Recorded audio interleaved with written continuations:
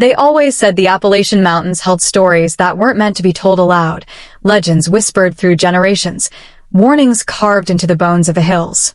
Locals told them to keep the curious away, but curiosity has always been stronger than fear. When Elena Raye, a documentary filmmaker from Charleston, arrived in the quiet mountain town of Red Hollow, she didn't believe in the tales. She came for the folklore, not the truth behind it. But truth, in those woods, has a way of finding you whether you ask for it or not. Red Hollow sat deep between slopes where mist never fully lifted. Locals were wary of outsiders, especially those with cameras. The old sheriff told her, "Best not go past the old mine after dark. The mountain don't like being disturbed." She smiled politely, brushed off the warning, and went anyway. Her project was called Appalachian Mountain Legends That Came True, a title meant to lure online viewers, but soon it would become a prophecy. The first legend she followed was the Crying Woman of Laurel Creek. The story said a woman named Mary Beth Collins lost her children to a flood a century ago and still wandered the riverbanks at night, calling their names, her sobs echoing through the fog. Locals claimed anyone who followed her cries disappeared too. Elena set up camp near the creek, her camera flashing red under the low moonlight. The sound of rushing water was constant. So was the silence of everything else. Then, close to midnight, she heard it, a faint sobbing, just beyond the trees. "Hello," she called softly, her breath fogging the air. The sob stopped. Then came a voice, fragile and wet with grief. "Have you seen my babies?" Elena's pulse spiked. She aimed the camera toward the water, and through the mist, a pale figure stood knee-deep in the current, her long hair clinging to her face, her white dress dark with river silt. The woman looked up, eyes black like hollow wells. "They're still here," she whispered, and the river rippled violently. Elena stumbled backward, dropping her camera, and when she scrambled to retrieve it, the woman was gone. But when Elena reviewed the footage later, the camera had recorded a voice whispering just before cutting out, "Don't look in the water." The next morning, locals watched her from behind curtains as she filled her gas tank and left town, but she didn't go far. She was too curious, too hungry for proof. The second legend was the man in the mine, a ghostly figure said to roam the collapsed coal tunnels beneath Blackridge Hill, where a cave-in in 1923 trapped 14 miners alive for 6 days before rescue crews reached them.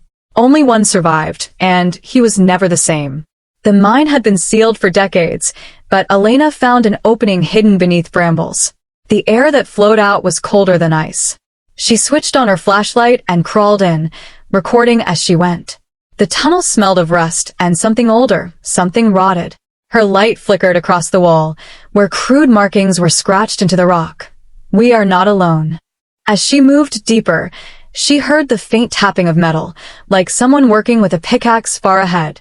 "Hello," she called. The tapping stopped. Then, from behind her, came a low, ragged breathing. She swung her light around, catching a brief flash of movement, a figure hunched and thin, its eyes reflecting light like a cat's.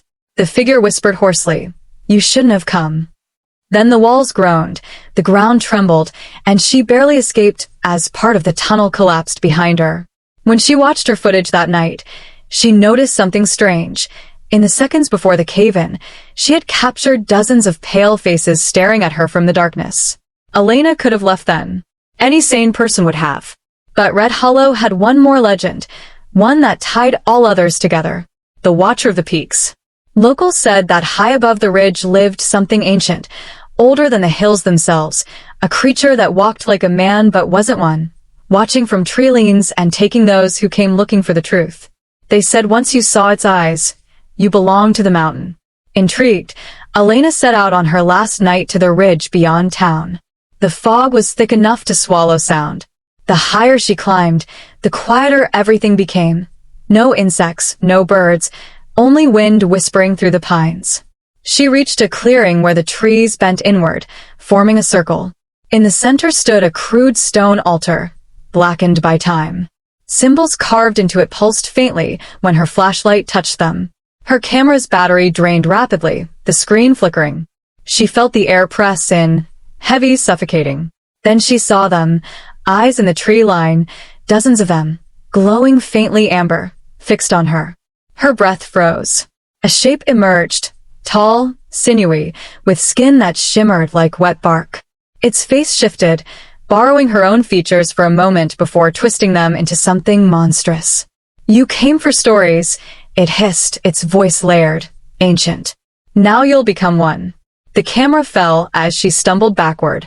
The creature's hand reached for her, and everything went dark. Days later, hikers found her abandoned tent. Inside was her laptop, open to a half-edited video labeled Legends That Came True. It contained 3 clips: the river woman, the mine, and the ridge. The final frame was Elena's reflection staring into the camera, her eyes glowing amber like the creature's.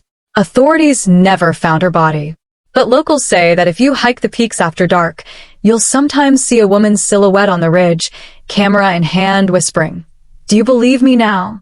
Some claim to hear her cries mingled with the river song, or the faint clink of metal deep below the earth. The old sheriff never speaks of her, but on foggy nights, he swears he sees her headlights on the old road, flickering for a moment before vanishing. And deep in those ancient mountains, where legends never die, they say Elena Raye is still filming, forever gathering proof that the stories of the Appalachians aren't legends at all. They're warnings.